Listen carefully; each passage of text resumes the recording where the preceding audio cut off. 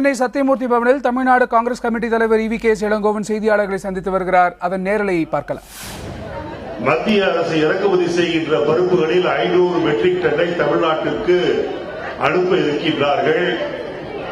நாங்கள் 1ஆம் தேதியிலிருந்து அதை எல்லோருக்கும் கொடுப்போம் என்று சொல்லி இருக்கின்றார்கள். 500 டன் என்பது 1 லட்சம் பேருக்கு கூட பத்தாது. ரேஷன் கார்டு வைத்திருப்பவர்கள் தமிழகத்தில் 1 கோடி பேர் இருக்கின்றார்கள். ஆகவே இது ஏதோ மக்களை ஏமாற்றுவதற்கு இந்த 500 டன்னை கொண்டு வருகின்றார்களே ஒழிய உண்மையான பதுக்கல்காரர்களை இன்னும் பிடிக்காமல் இருக்கின்றார்கள். ஏனென்றால் பதுக்கி வைத்திருப்பவர்களில் பல வியாபாரிகள் பாரதிய ஜனதா கட்சியை சார்ந்தவர்கள். ஆகவே ஜெயலலிதா அவர்கள் உடனடியாக இதற்காக நடவடிக்கை எடுக்க வேண்டும். பருப்பு இல்லாமல் மக்கள் கஷ்டப்பட்டுக் கொண்டிருக்கின்றார்கள். தீபாவளியை கொண்டாட முடியாமல் பட்டாசு தொழிலாளர்கள் சம்பளமின்றி தவித்துக் கொண்டிருக்கின்றார்கள். பல ஊர்களில் மக்கள் குடிநீர் கிடைக்காமல் அவதிப்பட்டுக் கொண்டிருக்கின்றார்கள். பல கிராமங்களில் இன்னும் மின்சார பற்றாக்குறை மின்வெட்டு இருந்து கொண்டிருக்கின்றது. இப்படி பல பிரச்சனைகள் மக்களிடையே இருக்கும்போது நாட்டை ஆளுகின்ற முதல்வர் மக்கள் பிரச்சனைகளை கவனிக்காமல் சொகுசாக குழு வாசஸ்தலமான கோடநாட்டிற்கு சென்று அங்கே இருப்பது எந்த விதத்தில் நியாயம்? இதற்காகத்தான் மக்கள் ஓட்டு போட்டார்களா என்று நான் கேட்க விரும்புகின்றேன்.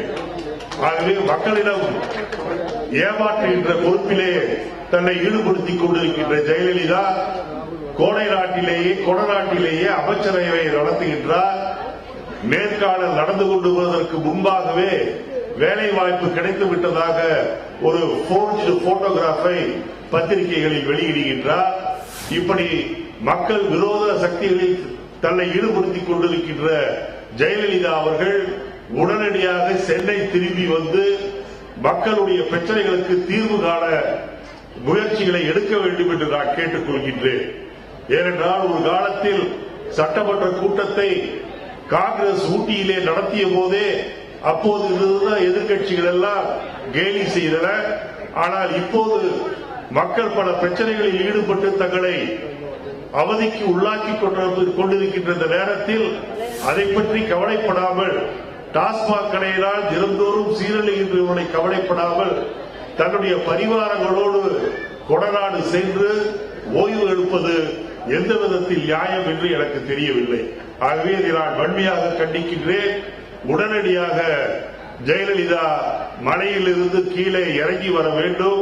மக்கள் பிரச்சனைகளை போக்குவதற்கு துரித நடவடிக்கை எடுக்க வேண்டும் என்று நான் கேட்டுக் கொள்கின்றேன். அவ்வளவுதான். ஏதாவது நீங்க கேட்கறதா கேளுங்க, இல்லைன்னா அடுத்தது நக்மாவில் அட்ரஸ் த பிரஸ்.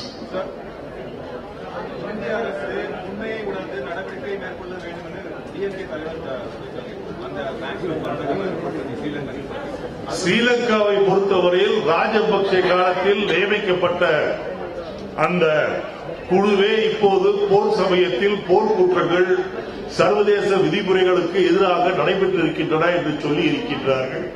அது மட்டுமல்ல, அமெரிக்க தீர்மானம் கொண்டு வந்திருக்கின்றது ஐநா சபையில். இதையெல்லாம் நம்முடைய அரசாங்கம் வலியுறுத்தி வெளிநாடுகளுடைய குறிப்பாக ஐநா சபையினுடைய கண்காணிப்பில் விசாரணை குழு விசாரணை நடத்த வேண்டும். அங்கே இருக்கின்ற அப்பாவி மக்கள், அப்பாவி தமிழ் மக்கள், குறிப்பாக பெண்களும் குழந்தைகளும் இரு சாராராலும் அவர்கள் பாதிக்கப்பட்டிருக்கின்றார்கள் என்பது மட்டுமல்ல, அவருடைய உயிர்களை வாங்கியதில் ராஜபக்சேக்கும் பங்குண்டு, விடுதலை புலிகளுக்கும் பங்குண்டு. ஆகவே 2 பேர் மீதும் பாரபட்ச மற்ற முறையில் விசாரணை நடத்தி குற்றவாளர்களை தண்டிப்பதற்கு இந்திய அரசாங்கம் ஐநா சபையில் வலியுறுத்த வேண்டும்.